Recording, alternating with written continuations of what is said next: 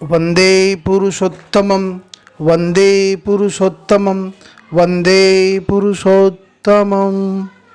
जय गुरु।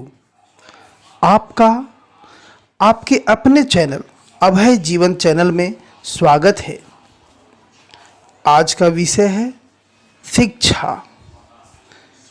तो आज हम सभी सहप्रतित्विक डॉक्टर गजेंद्र सिंह मुजफ्फरपुर एवं श्री मोहन गुप्ता चतरा के द्वारा परम दयाल श्री श्री ठाकुर जी के अनुसार शिक्षा को सुन पाएंगे एवं जान पाएंगे। तो आइए सबसे पहले हम लोग श्री गजेंद्र सिंह दास से उनका याजन सुने। वंदे पुरुषोत्तमम वंदे पुरुषोत्तमम वंदे पुरुषोत्तमम। मेरे परम दयाल श्री ठाकुर जी, जगत जननी परमाध्या शिष्य वर्मा, परम पूज्य पाद शिष्य वर्दा, परम पूज्य पाताचार्य शिष्य राधा के चरणों में कोटि प्रणाम। ऑनलाइन सत्संग में जुड़े हुए सभी भक्तगण श्रोतागण को मेरा हार्दिक जय गुरु। आज का विषय है शिक्षा। हमारी शिक्षा की बुनियाद, हमारी संस्कृति के मूल सूत्र मातृदेवो भव, पितृदेवो भव, आचार्य देवो भव, जो मानव निर्माण एवं शिक्षित सुसभ्य समाज को गढ़ने का मूलभूत सिद्धांत था। संस्कृति के इन मूलभूत सिद्धांतों से कोसों दूर हटकर मैकाले की शिक्षा पद्धति को ग्रहण कर आज आज़ादी के 6 दशकों के बाद भी अनुसरण करता हुआ भारत चारित्रिक एवं आध्यात्मिक रूप से खंडहर सा जर्जर दिखाई पड़ रहा है। आक्षरिक ज्ञान प्राप्त कर अहंकार को पोषण देने वाला, कुछ डिग्री और पद को प्राप्त कर अपने को तथाकथित शिक्षित एवं सभ्य कहानी का दम भरने वाला भारतीय समाज पतनोन्मुख है। इन्हीं सब परिस्थितियों को लक्ष्य करते हुए दृष्टा पुरुष परम पिता श्री ठाकुर ने शिक्षा पद्धति का एक न्यू कॉन्सेप्ट दिया, जिसके बदौलत छात्र आचार्य के प्रति अनुराग रखकर आदर्श शिक्षा पद्धति को ग्रहण कर अंतर्निहित शक्ति को जागृत कर वंशानुक्रमित वैशिष्ट को पोषित कर उन्मेष शालिनी बुद्धि प्रतिभा एवं प्रति उत्पन्न मतित्व का अधिकारी होकर जीवन और जाति को नवनव अभिज्ञता, संपदा और ऐश्वर्य से भरपूर कर दे। इस आचार्य मूलक शिक्षा पद्धति से आती है देश में श्रद्धावाद। कहा गया है, श्रद्धावान लभते ज्ञानम, अर्थात श्रेष्ठ की पूजा सभी श्रेणी के बीच मिलन, सामगति, प्रेम, परस्पर प्रीति, संबंध और अटूट गण संगति आती है। इसलिए ठाकुर जी कहते हैं, पढ़ाई लिखाई में पटुता ही शिक्षा नहीं कहलाती, अभ्यास व्यवहार सहज ज्ञान बिन शिक्षा नहीं हो पाती। दीक्षा लेकर शिक्षा लेना, आचार्य को करके सार, आचरणी बोध चयन से ज्ञान का सागर हो जा पार। कितना भी हम पढ़ लिख कर मान प्रतिष्ठा वाले क्यों न बन जाए, अगर ये हमारी शिक्षा हमारे प्रिय परम को परिपूरित जब तक नहीं करती है, वो सब बेकार है। एनी एजुकेशन, क्वालिटी, लर्निंग और fame that does not fulfill beloved the Lord with every meaningful progressive adjustment is a fascinating harlot that deviates the people, the dogs with an enchanting hawks। मैंने गीता में ठाकुर जी ने कहा है, कोई भी हमारी शिक्षा, कोई भी गुण, कोई भी नाम, यश, प्रतिष्ठा जो हमारी प्रिय परम को परिपूरित नहीं करती है, वह एक वेश्या के हार की तरह है, जिसका सामाजिक जीवन में कोई मूल्य नहीं है। तो इसी उस देश की पूर्ति के लिए श्री ठाकुर ने तपोवन विद्यालय की स्थापना की थी एवं शांडिल विश्वविद्यालय को स्थापित करने की परिकल्पना की एवं इस विश्वविद्यालय को कैसे साकार मूर्त रूप दिया जाए उसका एक प्रियम्बुल भी दिया। तपोवन के शिक्षक स्वयं इस रूप में श्री ठाकुर का संग लाभ करते एवं उनकी अनुप्रेरणा से मनुष्य निर्माण का गुरुत्वपूर्ण दायित्व को संपादन करने की बुद्धि एवं कार्यकुशलता अर्जित करते। ऐसे एक निष्ठ सकल स्वार्थ त्यागी शिक्षक गण के तत्वाधान में बालक गण शारीरिक, मानसिक, व्यवहारिक और आध्यात्मिक शिक्षा प्राप्त करते थे। तपोवन के शिक्षकों में एक शिक्षक हमारे पंचानंद सरकार थे जो 3 विषय में एमए प्राप्त थे और वे 24 घंटा में 1-1.5-2 घंटा ही सोते थे और बाकी समय छात्रों के उत्थान के लिए वे तपोवन विद्यालय में लगे रहते थे। एक दिन की घटना है, श्री ठाकुर जी की पुत्री ठाकुर जी से कहती है कि ठाकुर जी, मैट्रिक की परीक्षा हमारी नज़दीक है और गणित विषय में हमारी तैयारी नहीं है, दया करके आप पंचानंदा को कहते कि मुझे 1 महीना अलग से गणित विषय को पढ़ा देते जिससे मैं मैट्रिक पास करने में सफल होती।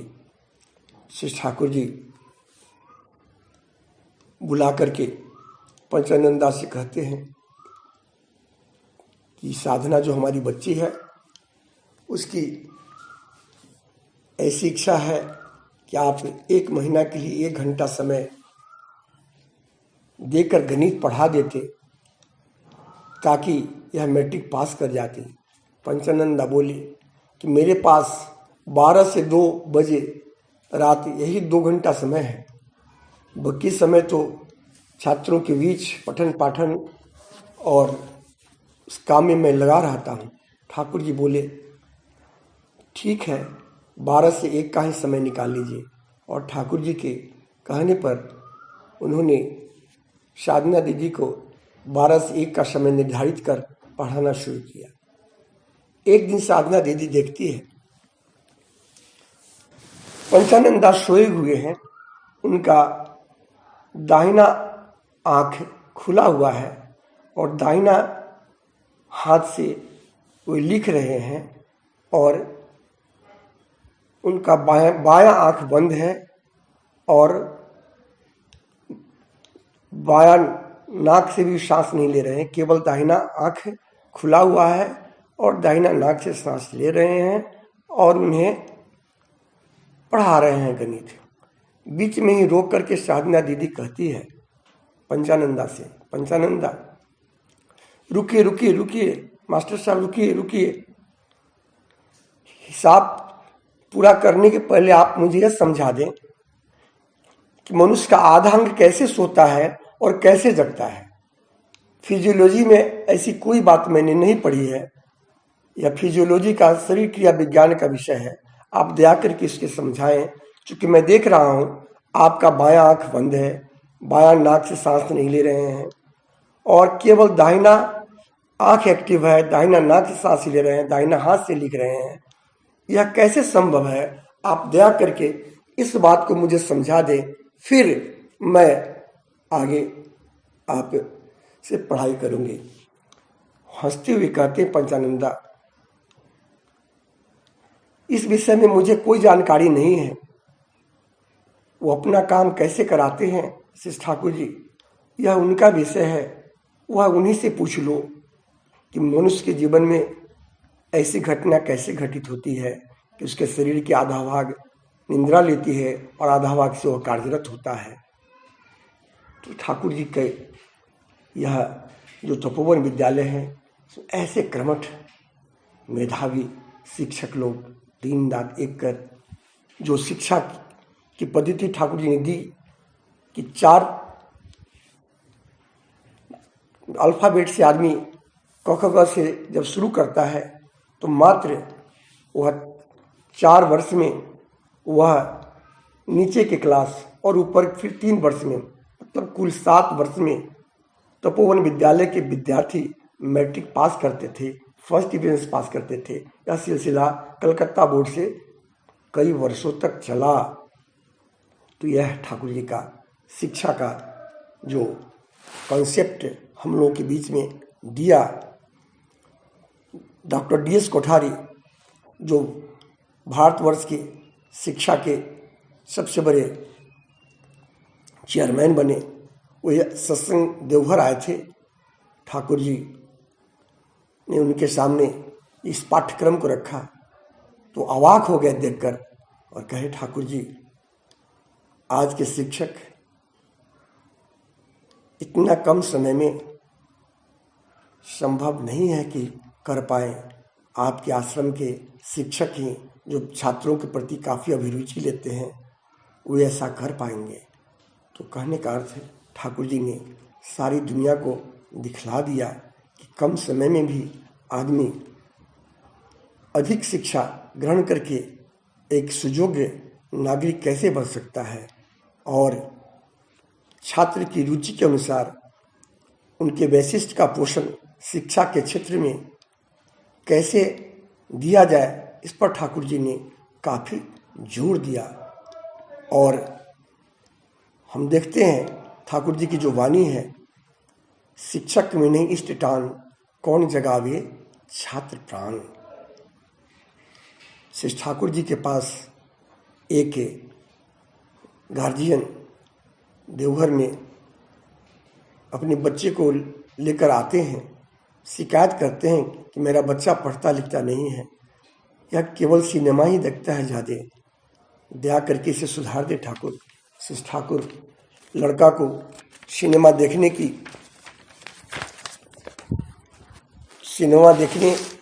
अभिरुचि में बाधा नहीं डालते हैं, बल्कि उसे सिनेमा देखने के उपरांत उस बच्चे को रोज कहानी लिखकर दिखलाने की बात करते हैं और कहते हैं कि दोपहर में जो मेरे सोने का समय होता है उस समय तुम आकर के दिखलाओगे जो सिनेमा देखकर जो कहानी तुम लिखते हो। और ऐसा करते करते सिनेमा देख करके कहानी लिखकर ठाकुर को दिखाते दिखाते और लड़का एक समय बहुत बड़ा साहित्यकार बन गया। इसलिए ठाकुर जी शिक्षा के माध्यम से शरीर मन और आत्मा तीनों का सुसंगत विकास करके एक इष्ट प्राण आदर्श प्राण मनुष्य को तैयार करने की बात कही है। महाभारत की घटना से हम अवगत हैं। अभिमन्यु ने चक्रव्यूह वेदन की शिक्षा माँ के गर्भ में ही रखकर प्राप्त की थी, परंतु अपनी माँ सुभद्रा के सोने के फलस्वरूप अभिमन्यु पूर्ण जानकारी प्राप्त नहीं कर सका एवं सुभद्रा की भूल अभिमन्यु की मौत का कारण बना।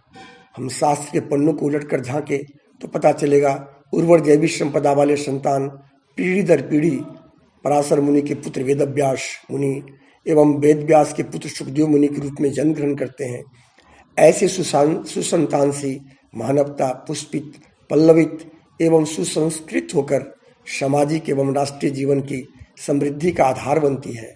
वर्तमान में हम पाते हैं उच्च जैविक संपदा वाली संतान श्री ठाकुर के परिवार में हैं। श्री ठाकुर के पुत्र श्री वरदा जी जो हमारे प्रथम आचार्य हुए, फिर उनके पुत्र हमारे आचार्य पूज्यपाद श्री सिदादा एवं फिर पूजनीय बवाईदा और अभी हमारे अग्नि बाबू सर्वोत्तम जैविक संपदा के उत्कृष्ट रोल मॉडल हैं। इसलिए श्री ठाकुर जी के पास जब सुभाष चंद्र बोस ICS करने के बाद आए थे, ठाकुर जी का दर्शन करके लौटे, फिर दूसरी बार कई वर्षों के बाद आश्रम आए और पूरा आश्रम घूमने के बाद श्री ठाकुर के पास प्रणाम निवेदित कर जब वे बैठे तो उन्हें कुर्सी दी गई तो वे बोले कि श्री ठाकुर मेरे माता पिता के गुरु हैं, उनके सामने मैं कुर्सी पर कैसे बैठ सकता हूँ। वे नीचे ही दरी पर बैठकर विभिन्न पहलुओं पर विस्तार में श्री ठाकुर जी से बातचीत की। अंत में पूछा कि देश में तो नाना तरह के कार्य हैं, मैं देश की सेवा कहाँ से शुरू करूँ, इस विषय में आपका मत क्या है। श्री ठाकुर ने कहा, देश की सेवा करनी है तो मनुष्य निर्माण का प्रोग्राम लेना होगा। इसके लिए कॉम्पिटेबल मैरिज पर जोर देना होगा। इसके जरिए अच्छे जेनेटिक्स वेल्थ वाले संतान आएंगे जो देश के एसेट होंगे। सुभाष बाबू ने कहा, देश सेवा के लिए मनुष्य तैयार करने का प्रयोजन तो सोचा हूँ, पर इसके लिए विवाह संस्कार की जरूरत होगी, ऐसा मैंने नहीं सोचा। विवेकानंद ने मनुष्य निर्माण की बात तो कही थी, लेकिन उन्हें शिक्षा पर जोर दिया था। अच्छे संस्कार वाले संतान ही जन्म नहीं लेंगे तो केवल शिक्षा ही क्या करेगी। बीज से ही तो पेड़ होगा, बीज अच्छा होने से ही अच्छा पेड़ होगा, लेकिन इसमें ज़्यादा समय लगेगा। श्री ठाकुर बोले, हजारों वर्षों की गुलामी के बाद जो मैल मानव जीवन में पीढ़ी दर पीढ़ी जम गया है, इसे ठीक करने में समय तो लगेगा ही। मेरे मन में दूसरा कोई शॉर्टकट प्रोग्राम नहीं है। कुछ दिनों के बाद युगांतर पत्रिका में सुभाष चंद्र बोस ने लिखा था, भारतवर्ष जल्द ही आज़ाद होगा, ऐसा मेरा पूर्ण विश्वास है। आज़ाद भारत में जिन मूल्यों को हजारों वर्ष की गुलामी के बाद भारतवर्ष खो चुका है, आपके पद चिन्हों पर चलकर ही उन मूल्यों की पुनः स्थापना होगी, ऐसा मैं आपको विश्वास करता हूँ। श्री ठाकुर जी कहते हैं, man is bred first then educated, a good breeding is the index of good heredity. France की लेखिका श्रीमती मीरा रिचर्ड की उक्ति हमें याद दिलाती है, भारत का भविष्य स्पष्ट है, जगत का भावी ढांचा भारत पर निर्भर है। भारत जगत में आध्यात्मिक ज्ञान का अवतरण कर रहा है। भारत एक जीवंत आत्मा है। मैं विश्वास के साथ मैं सारी दुनिया को एक मैसेज देना चाहता हूँ। परमदयाल श्री ठाकुर जी, जिनमें पूर्व के सारे अवतारी पुरुष जीवंत और जागृत हैं, all the prophets of the past converge and awaken in that of the present. Love to him is love to all in the worship of God. सारी दुनिया को यह जो ज्ञान का जो मैसेज है, सत्संग के जरिए ही सारी दुनिया में फैलेगी और सारी दुनिया ज्ञान से समृद्ध होकर सर्वे भवन्तु सुखिनः, सर्वे सन्तु निरामयाः, सर्वे भद्राणि पश्यन्तु, माँ कश्चित् दुःख भाग् भवेत्। यह जो हमारी आप्तवाणी है, इसको यह परिपूरित करें। जय गुरु। आइए अब श्री मोहन गुप्ता दा चतरा, उनसे उनका याजन सुने। सभी को जय गुरु। मैं मोहन प्रसाद गुप्ता, चतरा, झारखंड, ऑनलाइन सत्संग के माध्यम द्वारा प्रकृत शिक्षा के विषय में श्री ठाकुर जी का महत्ववाणी आप सभी के समक्ष रखने का प्रयास कर रहा हूँ। श्री ठाकुर जी शिक्षा संबंधी बातें करते हुए कहा है कि केवल पढ़ने से ही शिक्षा नहीं होती। Meaningful activities, adjustment of habit and behaviour, अभ्यास एवं व्यवहार का सार्थक नियंत्रण को शिक्षा कहते हैं और वहीं पर भगवान की प्राप्ति होती है। दोषपूर्ण शिक्षा स्तर के संबंध में परम प्रेम में की भाववाणी भी स्पष्ट है। शिक्षा विशेषता ज्ञान अथवा जस जो सार्थक और कर्मिक विकासोन्मुख सामंजस्य सहित प्रेम में प्रभु की इच्छा को पूर्ण नहीं करती।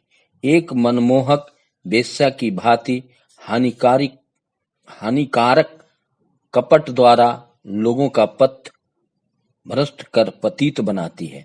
शिक्षा शब्द की उत्पत्ति शक धातु से हुआ है, जिसका अर्थ योग्यता, सामर्थ्य, और प्रकृत शिक्षा का अर्थ है हिमसेल्फ प्रॉफिटेबल एंड इन्वायरमेंट। इसका अर्थ है अपने लाभजनक होना और दूसरे को लाभजनक करना। वर्तमान समय में फॉर्मल एजुकेशन की जरूरत है। फॉर्मल एजुकेशन को 4 चरणों में विभाजित किया जा सकता है। पहला है पारिवारिक शिक्षा, दूसरा है व्यावसायिक शिक्षा, तीसरा है उच्च स्तरीय शिक्षा और चौथा है अनुसंधानिक शिक्षा। इन चारों शिक्षा के प्रथम एवं सबसे महत्वपूर्ण चरण है पारिवारिक शिक्षा, जो पूरे जीवन की शिक्षा की नींव है।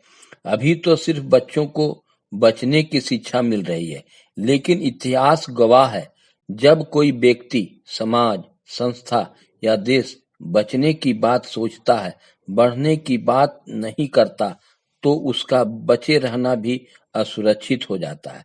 आज कल माता पिता बच्चों को संस्कार देने के बजाय पैसे के बल पर बच्चों को आचरण खरीदना चाहते हैं, जो शायद मिलना संभव नहीं है। पारिवारिक शिक्षा के माध्यम से अपने बच्चे को धर्मबोध की बात, लोक शिक्षा तथा दूसरे की मदद करने की बात, सात्विक भोजन, ईश्वर पर विश्वास की बात, महापुरुषों की वीर गाथा, बड़ों के प्रति श्रद्धा और गुरु भक्ति सम्मान करने की बात जागृत करना होगा। कठोर शासन बच्चों के साथ नहीं करना चाहिए, कारण कठोर शासन से बचने के लिए झूठ का सहारा लेने लगते हैं, और यदि झूठ में सफल हो जाते हैं तो बच्चे झूठ बोलने की लत के शिकार हो जाते हैं। बच्चों की गलती को हर समय नजरअंदाज नहीं किया जाए। यदि माता पिता अपने बच्चे को सिर्फ ममता और अपरिपक्व प्यार ही देंगे, तो बच्चे दुर्योधन और दुशासन ही बनेंगे, युधिष्ठिर और अर्जुन की तरह नहीं।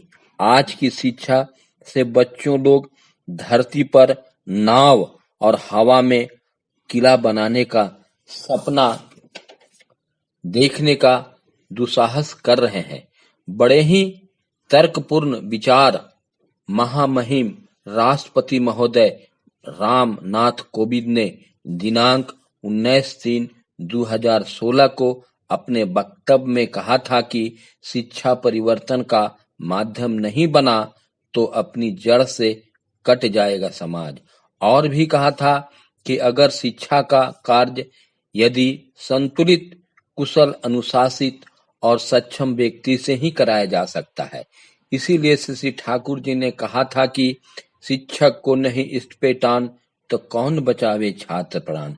श्री ठाकुर जी की वाणी है, सुसंस्कार और सत्ता कुशल धर के रखता जिससे तुमको, उसी शिक्षा में दक्ष होकर अमर कर तू जीवन को। वंदे पुरुषोत्तमम, वंदे पुरुषोत्तमम, वंदे पुरुषोत्तमम। जय गुरु।